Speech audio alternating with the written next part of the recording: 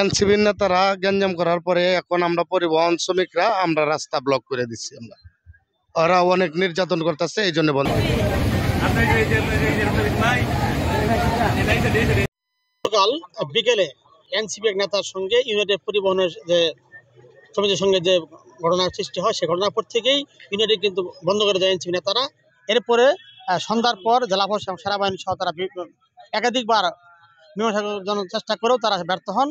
এর প্রতিবাদে কিন্তু আজকে এই বাইপাসের যে রোডটা আছে, এখানে পরিবহন শ্রমিকরা তারা এখানে তারা আন্দোলন নামছেন। তারা যাচ্ছেন যেন সকল গাড়ি যেন কোনো শুধু ইউনাইটেড নয়, সকল গাড়ি যেন চলে, এই দাবিতে তারা কিন্তু এখানে আন্দোলন করে যাচ্ছেন।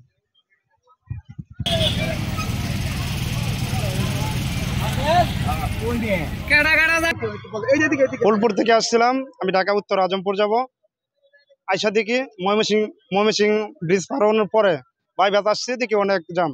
গাড়ি থেকে নাইমা যখন রাস্তা হাইটে সামনের দিকে আসছি, শুনলাম এই জায়গায় যে বিষয়টা কি, এনসিপির লোকজন বলছে, ওই শ্রমিকরা বলতেছে এনসিপির লোকজন গতকালকে এনা কাউন্টার বন্ধ করে দিয়েছে, আবার আজকে নাকি শৌখিনের কাউন্টার বন্ধ করে দেওয়ার জন্য আসছে। আসলে কি এটা কোনো ব্যক্তির উদ্দেশ্য নিয়ে তারা আসছে নাকি, এটা কোনো তথ্যই পাইতেছি না ভাই। এবং আজকে একটু আগে দেখলাম যে সেনাবাহিনীরা আসছে সবাই, এটার কোনো রায় সিদ্ধান্ত কোনো কিছু হইতেছে না।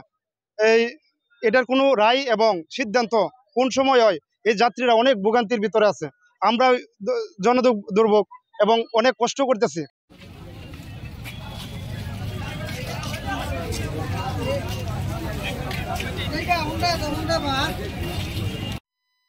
মেডিকেল কলেজে আমার সিরিয়াস রোগী আসা দেখে এখানে আন্দোলন হচ্ছে, কিসের আন্দোলন শুনতে পারলাম না, এনসিপির নেতারা ইউনাইটেড পরিবহন বন্ধ করে দিয়েছে। তো কি জন্য বন্ধ করে সেটা তো আমরা জানি না।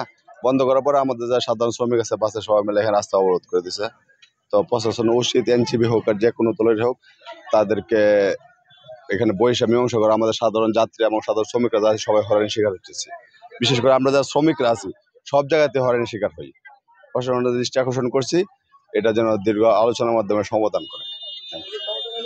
আসলে শোনাশুনি শুনতেছি যে এনসিপি নেতারা নাকি গাড়ি বন্ধ করছে, আমাদের যাত্রী যা ভোগান্তিতে আছি যাইতে পারতেছি না, এতটুকুই।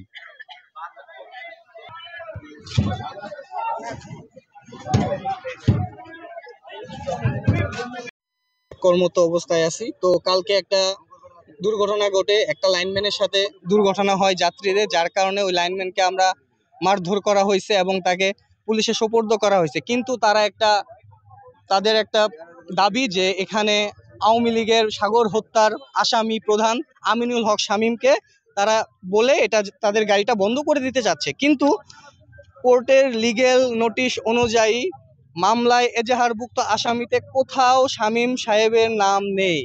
এখানে তালিকাভুক্ত যারা আসামি সবার ডিটেলস সহ এখানে লেখা আছে। যদি না থেকে থাকে, কোর্ট থেকে যদি রায় দিয়ে থাকে, তাহলে কেন মিথ্যা হয়রানি করা হবে, কেন আমরা গাড়ি বন্ধ রাখবো এবং আমরা যে বসে থাকবো, আমাদের এই দায়ভার কে নিবে?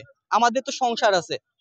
আপনাদের মধ্যে এই জিনিসটা একটু দয়া করে দেখেন, যদি এখানে কোনো তার নাম থাকে তাহলে গাড়ি বন্ধ করে দেন, আপত্তি নাই তো, আমাদের কোনো আপত্তি নাই। যদি রোড পারমিট না থাকে গাড়ি বন্ধ করে দেন, বিআরটি থেকে অনুমোদন না থাকে আপনারা গাড়ি বন্ধ করে দেন, আমাদের তো কোনো আপত্তি নাই। কেন মিথ্যা মামলা দিয়ে কেন হয়রানি করবেন? আমরা কেন তার ভুক্তভোগী হব? আমার নাম রিজন, রকিউল ইসলাম রিজন।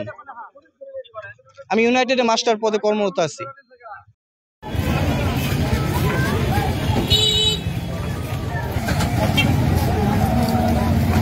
কিছু